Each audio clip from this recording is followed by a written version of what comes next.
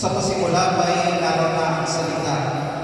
Kasama ng Diyos ang salita, at ang salita ay Diyos.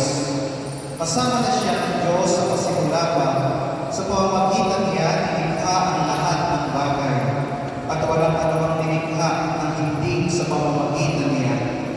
Mula sa Kanya ang buhay, at ang buhay ay siyang ilaw ng sangkatauhan. Nagliliwanag sa kadiliman ng ilaw, at ito'y hindi kailanman lalapit ng kadiliman. Sinubo ng Diyos ang isang tao na nagkangalang Juan. Naparito siya upang magpatuo tungkol sa ilaw, at manalig sa ilaw ang lahat dahil sa pagtuon niya. Hindi siya ang ilaw, kundi naparito siya upang magpatuo tungkol sa ilaw. Ang tunay na ilaw na tumatanggap sa tao ay dumadating sa sanlibutan. Nasa sanlibutan ang salita, nilikha ang sanlibutan sa pamamagitan niya. Ngunit hindi siya nakilala ng sanlibutan. Naparito siya sa kanyang bayan, ngunit hindi siya tinanggap ng kanyang mga kababayan. Ngunit ang lahat ng tumanggap at nanalig sa kanya ay pinagkalooban niya ng karapatang maging anak ng Diyos.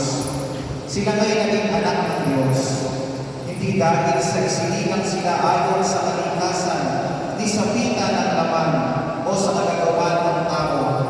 Ang pagiging anak nila ay buhat sa Diyos. Naging tao ang salita, at siya'y nanilagan sa piling natin.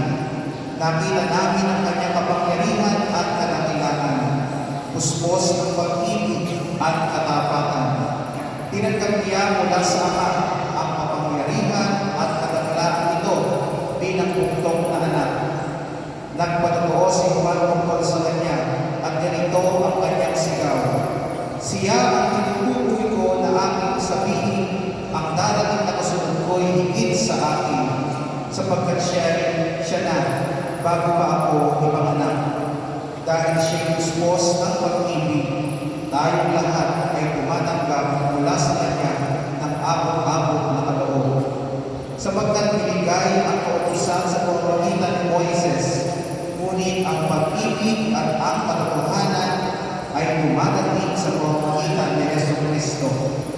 Kailanman walang nakakita sa Diyos, subalit ipinakilala siya ng buktong na anak. Siya'y Diyos na lubos